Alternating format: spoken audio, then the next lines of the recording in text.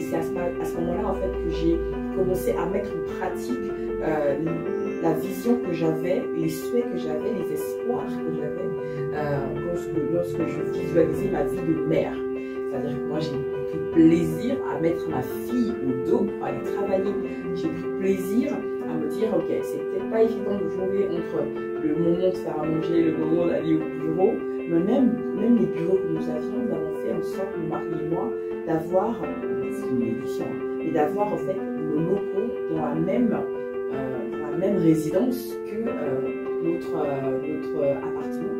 Donc du coup, de chez moi, je voyais les bureaux et inversement.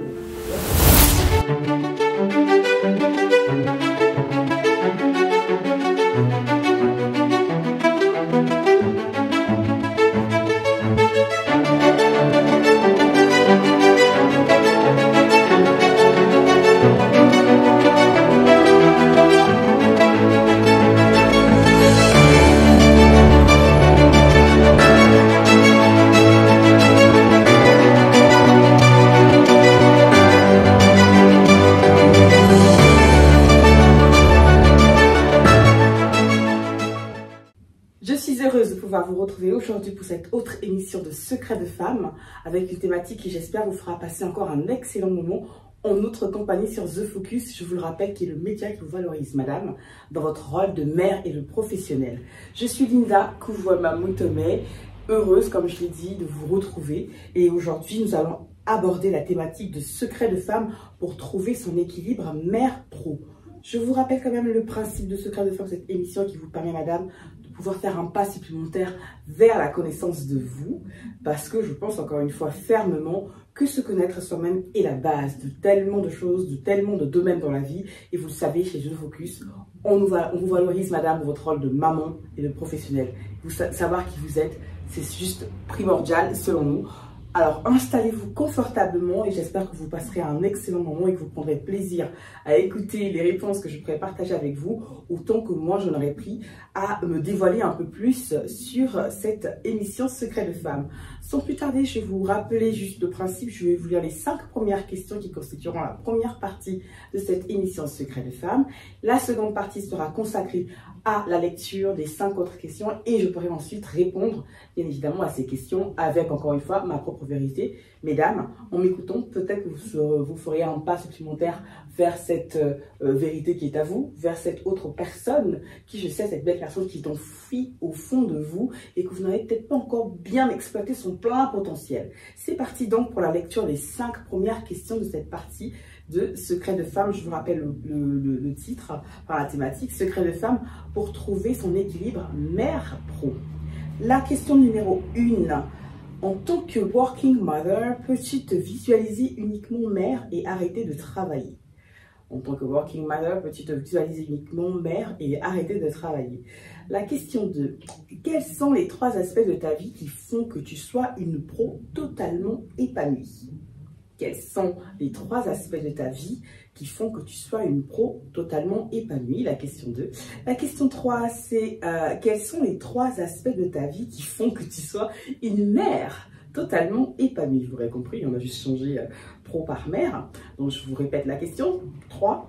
Quels sont les 3 aspects de ta vie qui font que tu sois une mère totalement épanouie? L'avant-dernière question que je lirai est la question 4. Penses-tu que la mère en toi doive laisser un peu plus de place à la pro en toi ou inversement? Cette question 4, elle me fait déjà un effet Fukushima. Question 4. Penses-tu que la mère en toi doive laisser un peu plus de place à la pro en toi ou inversement? La question 5, je m'arrêterai par là pour la première partie de cette émission Secrets de Femmes. Parviens-tu à consacrer 30 minutes par jour de temps de qualité à ton enfant sans travailler? Parviens-tu à consacrer 30 minutes par jour de temps de qualité à ton enfant sans travailler? On est parti? On y va pour les réponses à cette première série de questions.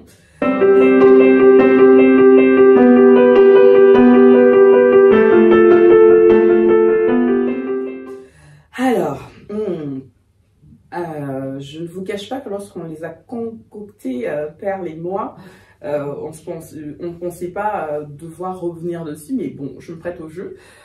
Question 1, donc, en tant que working mother, peux-tu te visualiser uniquement mère et arrêter de travailler? Je vais la faire simple, claire et rapide. La question est non pour ma part. Je suis désolée, je ne peux pas. En tout cas, je pense beaucoup qu'il y a une période, il y a une logique de saisonnalité. Je vais y arriver pour moi en tout cas. Je pense qu'en tant que femme, il y a des périodes de ma vie où je serais en guillemets un peu plus maman parce que le travail, j'aurais levé un peu plus le pied. Mais depuis quelques années, je me définis beaucoup plus comme, en tout cas la pro en moi a pris énormément de place. Et aujourd'hui, j'ai réussi justement à trouver cet équilibre-là, même s'il est très, il est encore très, comment dire ça, parfois très, ouais, très léger, très parfois un peu déséquilibré, ça peut arriver, hein, qu'il ne soit pas tout à fait au beau fixe tout le temps, mais c'est pas grave, je suis ok avec ça. Mais c'est vrai que moi, me visualiser uniquement dans mon rôle de mère, donc typiquement si je dois rester à la maison et ne pas travailler en guillemets, personnellement je ne pourrais pas me sentir complètement épanouie, je ne pourrais pas vivre une vie heureuse, même si j'adore mes enfants. Pour la petite histoire, j'en ai 3 en bas âge, je les ai mis à 6 ans et demi, et c'est vrai que je crois que mes enfants, pas que je crois, mes enfants ont accéléré, ont boosté, ont amplifié au fait ma logique de réussir, en tout cas encore une fois on met ce qu'on veut dans réussir, mais de réussir ma vie professionnelle. Et aujourd'hui moi me visualiser uniquement en m'occupant d'eux, même si c'est un travail à part entière que j'admire, mais personnellement je ne fais pas partie de ces femmes qui ont la capacité physique et mentale on guillemets, de s'occuper que de ses enfants. Maintenant, d'où la thématique d'aujourd'hui justement, trouver l'équilibre pour pouvoir jongler entre la femme, entre la mère et la professionnelle en moi, c'est pas toujours évident, mais ça fait justement le charme de la vie que je mène et que j'ai choisi. Pour la petite histoire, moi je suis en télétravail depuis quelques années. Je suis aussi à mon compte, donc j'ai réussi à trouver mon rythme de travail, à faire en sorte que les périodes un peu de rush soient pas forcément tout le temps, enfin ne se suivent pas spécialement, et quand malgré moi, parce qu'on va pas dire non au business, hein, encore une fois, quand j'enchaîne plusieurs périodes où je dois charbonner un peu plus, ben je mets mes enfants dans la confidence en fait, c'est pas un tabou, ils savent que maman travaille, que maman a besoin de travailler pour s'épanouir, mais surtout, en tout cas ce qui est passé avec l'aîné, c'est que je lui explique que maman travaille pour pouvoir t'acheter, pour pouvoir gagner de l'argent et pour pouvoir t'acheter ce que tu aimes, des jouets, des bonbons, même si je suis pas très fan des bonbons, mais voilà. Je crois que c'est important d'impliquer, voilà, c'est le mot que je cherchais. Je crois que c'est vraiment important d'impliquer nos enfants dans notre travail. Ça nous aidera non seulement à ce qu'ils comprennent que lorsqu'on a besoin de travailler sur quelque chose de très important, qu'on a besoin de silence, moi je suis commerciale de surcroît, je suis beaucoup au téléphone, et quand ils sont là, j'ai besoin de leur dire, voilà, maman a besoin de passer un coup de fil, tu pourras me parler entre deux, donc on voit le coup de fil, il dure 5-10 minutes maximum, et même 10 minutes c'est un peu trop. Donc il y a cet équilibre-là que j'ai pu trouver uniquement grâce à mes enfants, parce que je les ai impliqués dans cette façon de travailler. Donc non, aujourd'hui je ne me visualise vraiment pas uniquement dans mon rôle de mère, et d'arrêter de travailler, pour moi ce serait inconcevable, je ne serais pas heureuse, je ne serais pas alignée avec la Linda que je suis. Alors la question 2, quels sont les 3 aspects de ta vie qui font que tu sois une pro totalement épanouie? Waouh! Les 3 aspects de ta vie qui font que tu sois une pro totalement épanouie. L'autonomie. J'adore. C'est vrai que moi, j'aime travailler en équipe. J'ai beaucoup travaillé en équipe quand j'étais uniquement salariée. Aujourd'hui, j'ai la double casquette d'être à la fois à mon compte, mais également d'être salariée dans une entreprise. Et c'est vrai que comme je suis en total remote, les équipes sont du coup en distanciel. Et ce que j'aime dans ma vie de professionnelle, dans en tout cas les aspects, c'est de pouvoir justement jongler entre les temps, le moment que je consacre au travail d'équipe, parce que oui, mon travail dépend du travail de quelqu'un d'autre dans la société, et inversement, mais surtout aussi de me dire aujourd'hui, voilà, j'ai besoin de travailler seule parce que cette action-là en particulier, je n'ai pas besoin d'être managée, je n'ai pas besoin d'être suivie, je n'ai pas besoin du travail en amont d'une personne de l'équipe parce que j'aurais déjà pris les devants pour ça. Donc j'aime beaucoup cet aspect de ma vie qui me permet de moi de travailler en totale autonomie. Et le deuxième aspect, ce serait la capacité à pouvoir passer d'une casquette à l'autre en termes de projet. Je vous explique un peu ma vie, hein, rapidement. C'est que le matin, quand je me réveille, les enfants sont réveillés, donc ils s'apprêtent pour aller à l'école. Il est à peu près 7h, à peu près 7h, 7h30. Ils s'apprêtent, au plus tard 8h15, ils sont partis. Moi, j'ai le temps, en fait, de pouvoir travailler de 8h15 jusqu'à peu près 9h, 9h30, parce que je dois enchaîner sur autre chose. Donc, cette capacité à pouvoir passer d'un projet à l'autre me permet, moi, de ne pas me sentir...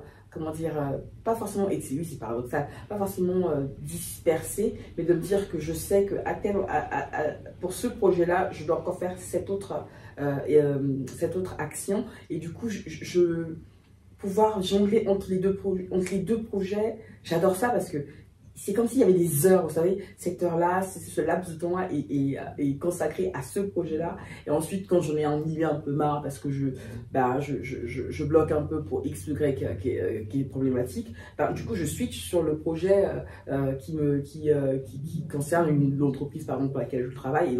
Et ensuite, je passe dès 12h30 jusqu'à à peu près 13h, 13h30, 45, ça dépend des jours. Je repasse sur le projet que j'avais entamé le matin.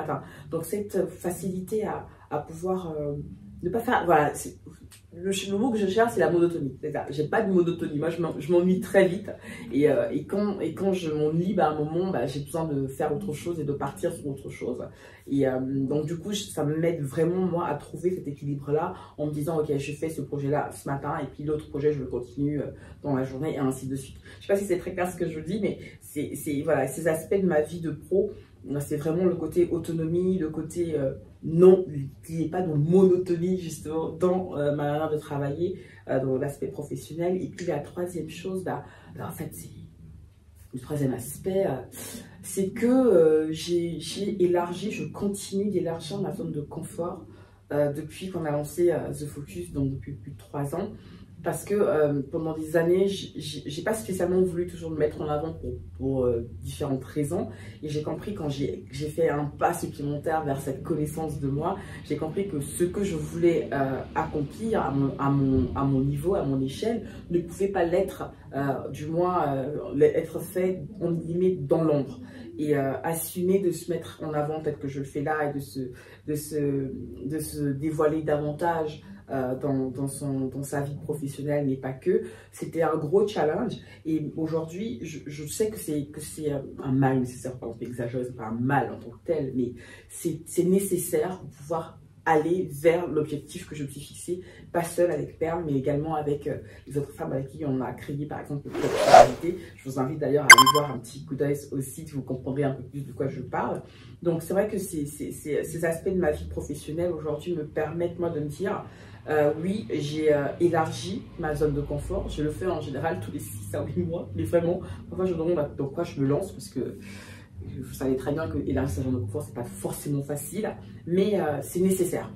Et donc, ces aspects de ma vie professionnelle font que je m'épanouisse au quotidien. Il y a des périodes un peu plus down où il n'y a pas vraiment beaucoup d'activité en tant que telle, il n'y a pas beaucoup de...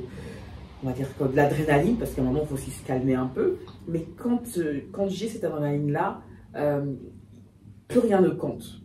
Vraiment, plus rien ne compte. Et je me lance corps et âme. Et j'ai pas l'impression de... C'est pas une souffrance, hein. C'est vraiment, ça fait partie de qui je suis en tant que Gémeaux. Peut-être que les Gémeaux qui me regardent se reconnaîtront. Je ne sais pas faire les choses à moitié. C'est tout ou rien. C'est tout ou rien. J'y peux rien. Et quand un projet me parle, quand un projet... vraiment dans les guts, comme quand on dit, quand c'est vraiment au plus profond de moi, je me donne tous les moyens d'y aller. Échec, pas échec, c'est encore une autre histoire, mais vraiment les aspects de la vie qui font que je sois une pro totalement épanouie, c'est justement ces 3 aspects que je viens d'énumérer. Et je ne me vois pas encore aujourd'hui les changer ou arrêter avec ces aspects-là, parce que ça va être bien. Je parle de 3 ans pour la création de The Focus, mais ça remonte bien au-delà des 3 ans. C'est-à-dire que quand je me suis lancée dans l'entrepreneuriat, j'étais déjà dans cette logique-là, au fait, de créer la vie professionnelle que je me voyais vivre dans les prochaines années, et ce qui me permet aujourd'hui d'être en total remote, entre autres, pour le travail, de voir grandir mes enfants. Bref, tous ces aspects-là, pour rien au monde, je les changerais. C'est pas toujours facile au quotidien, mais ça me va parfaitement aujourd'hui, en tout cas pour le moment. Voilà pour la question 2, j'espère qu'elle vous aura un peu plus aiguillé dans votre propre réflexion à vous. Je passe donc à la question 3, mesdames. Les phrases inspirantes The Focus. Ce livre de poche est un hommage à toutes ces femmes d'exception et à toi qui le liras. Simplement pour te rappeler qu'en tant que femme, tu es également exceptionnelle. Car chez The Focus, nous savons que toutes les femmes le sont. Plus d'une vingtaine de phrases inspirantes qui sont mises en action au quotidien par les femmes qui les ont prononcées. Si tu prends également conscience que tu es exceptionnelle et que tu acceptes ta façon incroyablement différente de l'être, alors oui, tu inspires d'autres femmes autour de toi. The Focus est le média qui valorise la femme dans son rôle de mère et de pro. Autant dire qu'il est fait pour toi, future maman, et pour la professionnelle que tu souhaites devenir. Alors, procure-toi vite le livre des phrases inspirantes The Focus pour 9,99 € en version papier et 6,99 € en version e-book. A tout de suite sur la boutique en ligne The Focus. Bonjour, bienvenue sur Focus, le média qui valorise la femme dans son rôle de mère et de pro. Je suis Père Poussala. Je suis Linda Kouvama-Montemay. Nous animons avec Père tous les mois l'émission Focus Sur qui reçoit 3 femmes d'exception pour aborder des thématiques qui vous piquent, des thématiques qui vous font grandir, qui vous enrichissent, mais toujours avec bienveillance et positivité. Exactement. On a hâte de vous retrouver tous les mois sur nos plateformes. À très bientôt. Au revoir.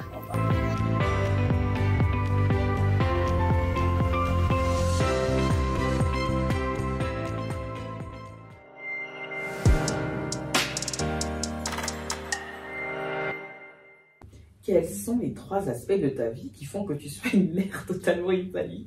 Je crois que j'en ai un peu abordé justement dans la réponse précédente. Je parlais justement du fait d'être en total remote et de pouvoir justement voir mes enfants grandir.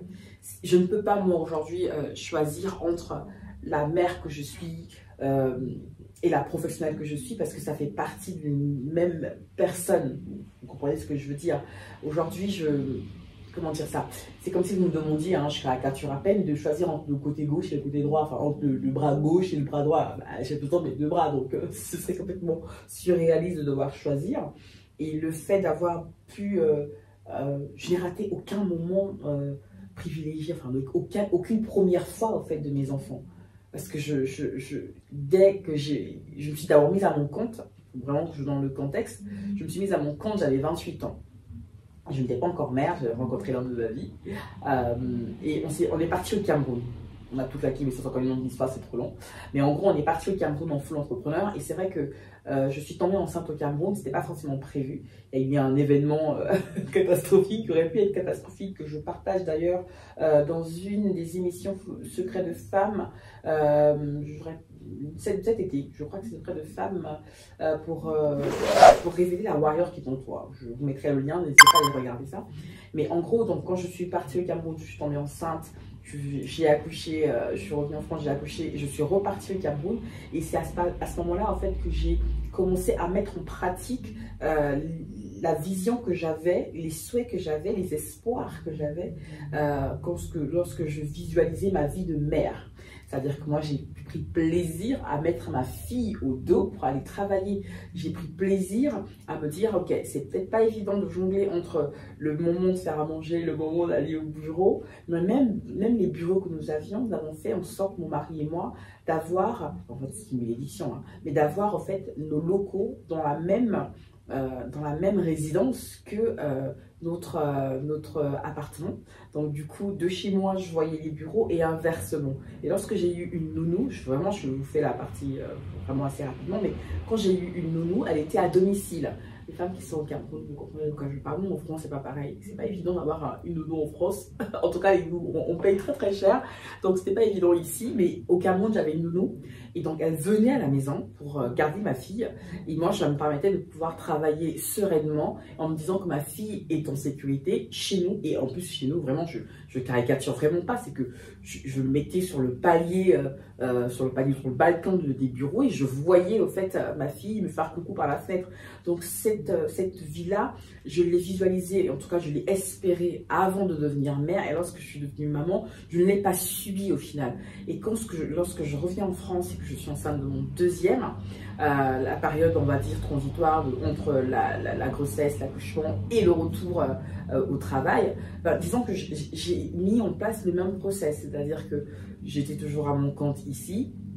Mon enfant, les deux étaient avec moi. Je travaillais en même temps que je les surveillais. J'ai pas mal d'astuces à vous partager. Si vous en voulez, n'hésitez pas à me faire un petit mail à linda@thefocus.fr. Je vous enverrai quelques astuces. Mais voilà, grosso modo, je mettais mon enfant au dos. L'autre jouait dans son parc pas loin ou était à côté de moi et faisait comme maman en fait. Maman travaille, donc je travaille avec elle.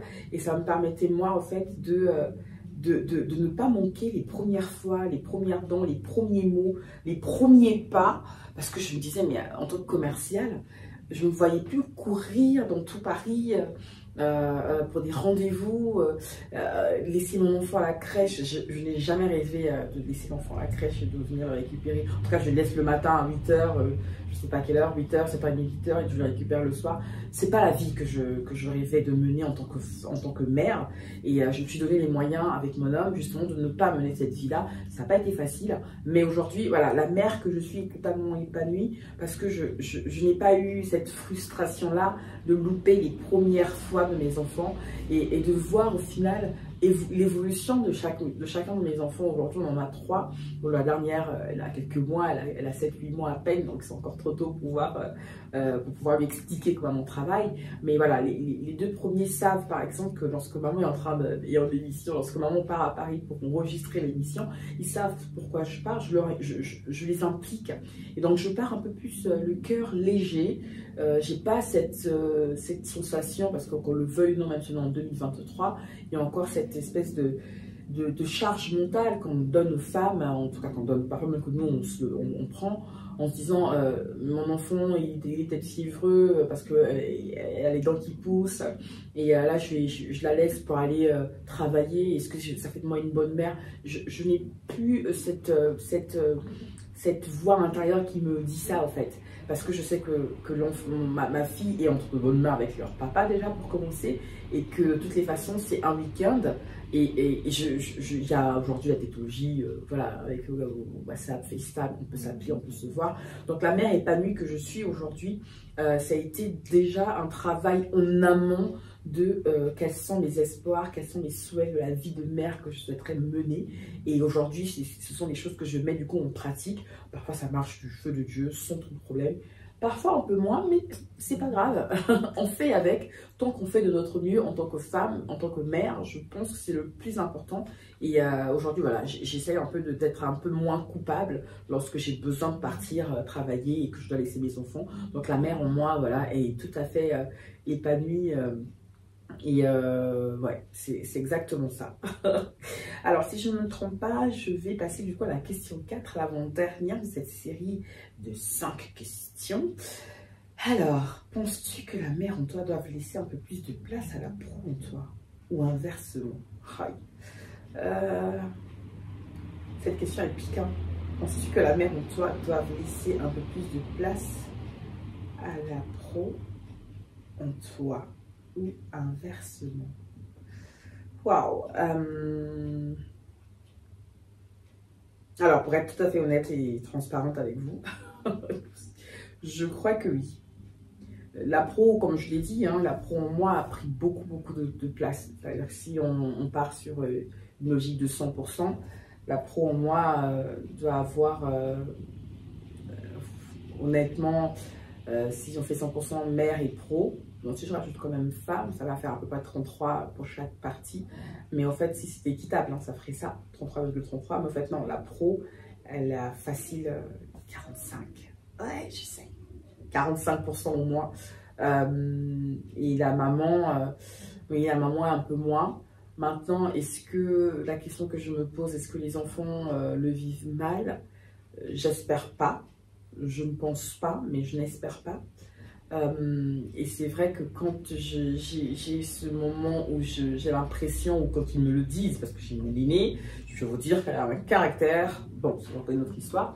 Quand j'ai mon aînée qui me fait comprendre que maman, tu es un peu trop dans ton ordinateur, viens un peu s'il te plaît. Et la phrase fétiche qu'elle me dit, c'est maman, on se fait un film ce soir. Et là, je comprends qu'elle a besoin que maman soit là. Mais quand je travaille, c'est aussi une petite parenthèse que j'aimerais quand même faire. Lorsque je suis devant mon ordinateur et que je travaille, peu importe le moment, quand ils ont besoin de me parler, sauf si je suis au téléphone, et même là encore, c'est encore une autre histoire, j'ai une petite assise aussi, j'informe mon interlocuteur que j'ai peut-être mon nourrisson ou mon enfant qui voudra me parler, mais quand ma fille veut me parler, j'arrête 30 secondes, 1 minute, le temps qu'elle me parle. Je l'écoute pour l'accueillir, pour pas qu'elle soit frustrée, et je lui explique que si en tout cas la question qu'elle me pose ou le souhait qu'elle voudrait peut-être la tâche qu'elle voudrait que je fasse avec elle prendra beaucoup plus de temps, je lui explique que c'est pas le bon moment et qu'un peu plus tard, dans 1 heure, dans 2 heures, ça me permettra moi de venir pleinement être avec elle. Et c'est vrai que en faisant ça, ça me permet moi de ne pas sentir que mon enfant est trop frustré, de ne pas non plus l'envoyer bouler, voilà, très clairement, mais et de juste lui faire comprendre que maman là est en train de travailler et a besoin de temps, mais je m'arrête pour lui dire pour l'écouter du moins. Et c'est vrai qu'on a installé une routine. Il ne se passe pas une seule semaine où soit je regarde un film avec mes enfants le soir, en général c'est le vendredi soir, ou ça peut nous arriver le mercredi soir, parce que le mercredi c'est la journée frites, c'est la journée junk food. Et voit que le mercredi soir, parfois on se fait un film pendant qu'on est en train de dîner. Quand je les récupère par exemple l'après-midi, après l'école, j'ai aussi pris l'habitude de partir avec eux dans un magasin et on prend de quoi les occuper, de quoi faire des arts plastiques, des dessins, des trucs comme ça. Et ce que j'ai fait aussi, c'est que j'ai aménagé un espace juste à côté du bureau, pas très loin en tout cas de mon bureau, où ils ont, avec leurs affaires, ils ont la possibilité de s'asseoir, de s'allonger et puis de pouvoir travailler en guillemets à côté de maman. Et ça, en fait, on a vraiment l'impression de passer du temps ensemble. Et ça me permet, moi, de toujours, encore une fois, de ramener un peu de la mère dans la pro. Parce que oui, je sais que la pro prend plus de place. Maintenant, je n'en fais plus un problème, plus tant que ça. Parce que je crois pertinemment que pour avoir une mère épanouie, pour avoir une mère qui est heureuse et qui leur rend aussi beaucoup d'amour, beaucoup de bonheur, je dois avoir cette honnêteté de dire qu'à un moment c'est aussi d'abord un peu égoïste, si on peut le percevoir comme ça. Moi je ne le perçois pas comme ça, mais c'est d'abord important, je pense, de penser à soi pour pouvoir ensuite donner le maximum, le meilleur aux autres. Et les autres en question, ce sont mes enfants. Si j'ai l'impression de devoir faire quelque chose par contrainte, ce serait pas, ils vont le sentir aussi. Et du coup, parfois, ma fille, elle est toujours l'aînée, elle aime bien faire comme maman. Par exemple, quand on faisait des émissions en distanciel à l'époque, elle faisait aussi comme moi. Maman, je vais être en émission avec toi pour faire la radio. Et donc, du coup, elle a même recueilli comment dire ça, des tips comme ça, des tips de langage, les mêmes phrases que je dis lorsqu'on lance la radio, lorsqu'on lance l'émission Focus Sur par exemple. Elle sait que maman est en train d'enregistrer l'émission. Donc bref, elle fait beaucoup comme maman. Donc du coup, j'ai pas vraiment l'impression qu'elle en souffre. En tout cas, j'espère qu'elle n'en souffre pas. Mais oui, j'ai l'honnêteté de dire que la mère en moi devrait laisser un peu plus de place à la pro. Mais au final, qu'est-ce que ça veut dire? Qu'est-ce que ça veut dire? Je pense qu'il faut être OK avec l'un ou l'autre. Penses-tu que la mère en toi va laisser un peu plus de place?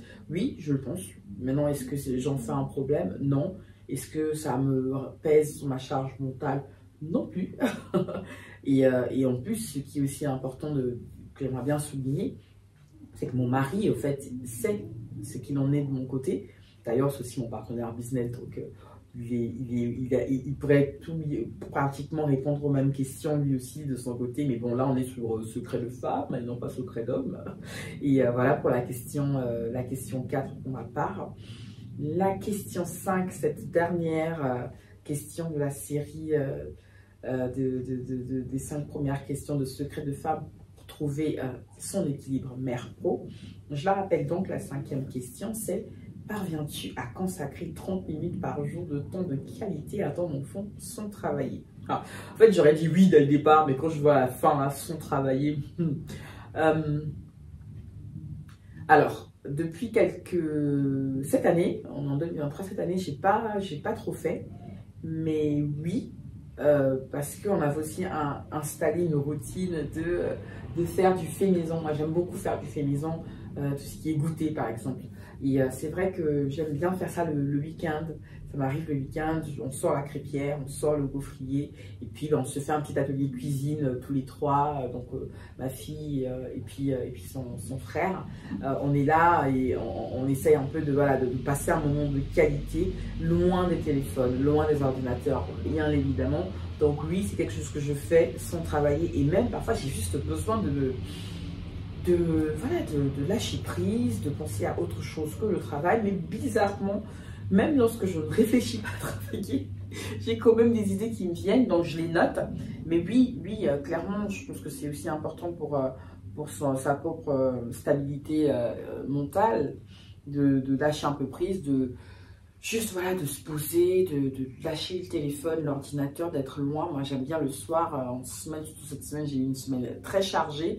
Et c'est vrai que j'ai passé 19h30. Une fois que j'avais fini mes derniers appels, mes derniers mails, bon, je vais balancer mon téléphone, je ne sais pas où, je vais balancer mon ordinateur, enfin, je ne balançais pas, mais voilà, je le fermais, et puis je me mettais avec les enfants, on se regarde un bon film, on mange, et après c'est le dodo. Mais voilà, c'est quelque chose de super important pour moi, de pouvoir trouver cet équilibre-là, de le maintenir. Maintenant, si on n'y arrive pas tout le temps, ce n'est pas grave. Arrêtons de culpabiliser par rapport à ça, mesdames, parce que je vous vois déjà dire, Dina, elle arrive à faire ça, moi, j'arrive pas. Non, c'est vous. C'est d'abord vous et vous-même, avec votre propre vie, avec la manière dont vous la menez, avec le type de travail que vous avez. Donc, tous ces éléments-là vous permettront, vous, mesdames, j'espère, de trouver votre propre vérité. J'espère que cette première partie d'émission Secret de femme, je rappelle la thématique, pour trouver son équilibre mère-pro, vous aura aidé à trouver votre propre vérité et à expérimenter un peu plus davantage la femme qui est enfouie en vous et qui ne se demande qu'à sortir. Et là, on va beaucoup s'intéresser à la mère que vous êtes et à la pro que vous êtes dans cette émission. J'ai hâte de vous retrouver pour la deuxième partie de Secret de femme pour pouvoir trouver ton équilibre mère-pro. J'espère que vous avez aimé cette première partie et je vous dis à tout de suite pour la seconde partie.